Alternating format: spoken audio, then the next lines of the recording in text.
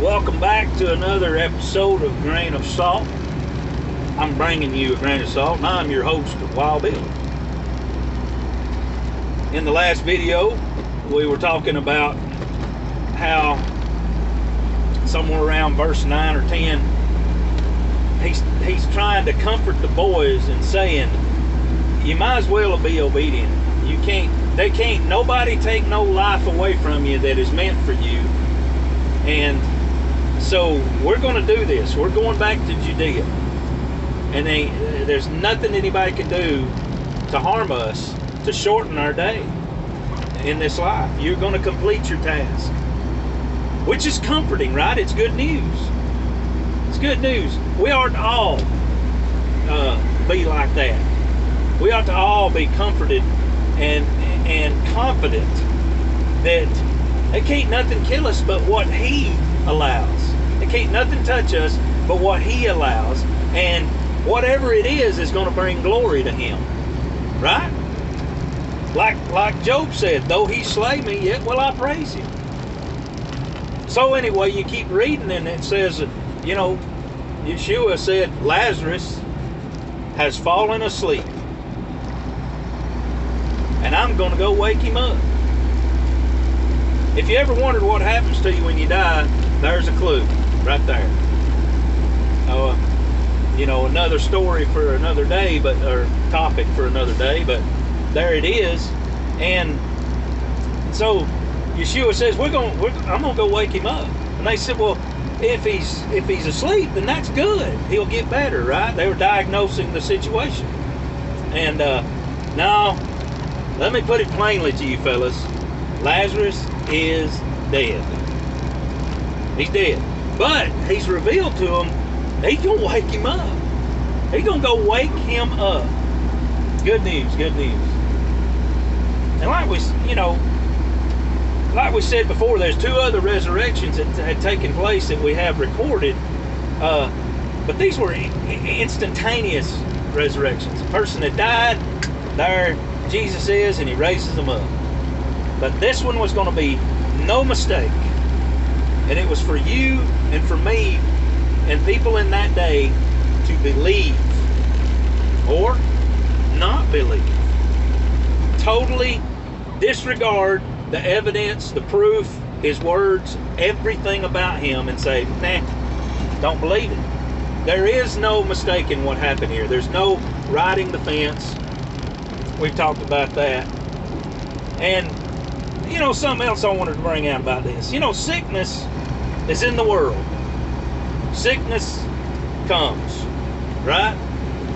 And I got thinking about it. There's several reasons. A little boy riding a bicycle on the road. Don't do that. Don't let your kids ride bicycles on the highway. Let them ride in your neighborhood. Crazy, crazy, crazy. But anyway, there's sickness that is caused by divine judgment. Got thinking about that, and I can think of an example, at least one, and you could probably come up with some. But divine judgment, I was thinking about Acts chapter 12. You remember where Herod was making a great oratory speech, and the people believed that he was awesome, and they said, it's the words of a God and not of a man. Well, sick and died, was eaten by worms. That was a divine judgment right on the spot. And then, another sickness comes, but, discipline for His people. And the example I came up with that was 1 Corinthians chapter 11. You remember Paul said when he's talking about the Lord's Supper, he said, for this reason there are many sick and die among you. Why? Because they did not judge themselves properly in eating the Lord's Supper. You can go back and read that. But then there's, it's simply we're living in a fallen world, and when somebody comes along with a cold and they sneeze on their hand and then they shake your hand and then you put your hands where they ought not be, you get sick, right?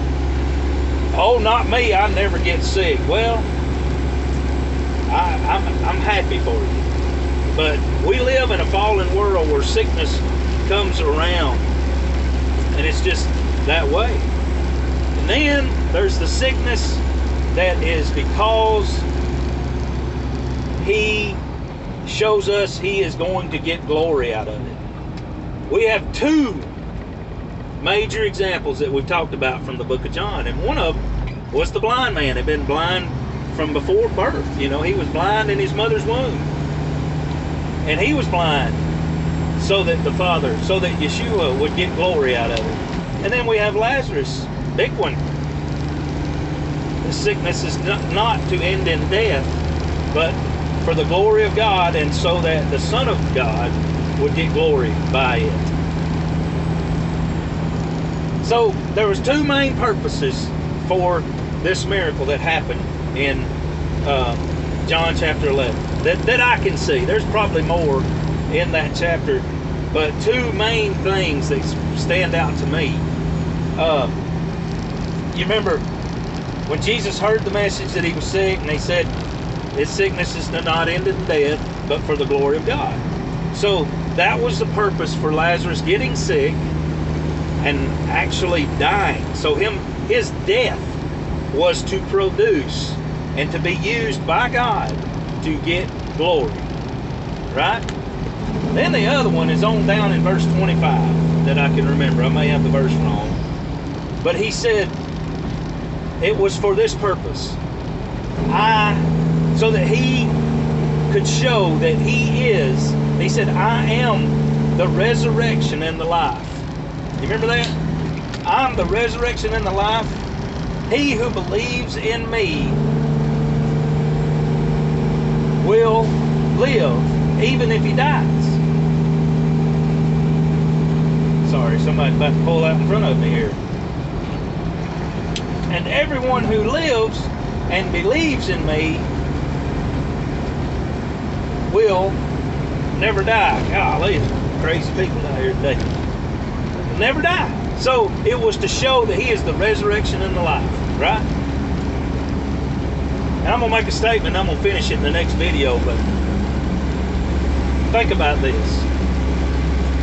Jesus proves or confirms his statements. Everything he says, he proves it. He confirms it. All his statements of spiritual reality with physical manifestations. He always gives an illustration of it, right? Give to the widows, orphans, and the poor, and I love you. Take everything I say with a grain of salt.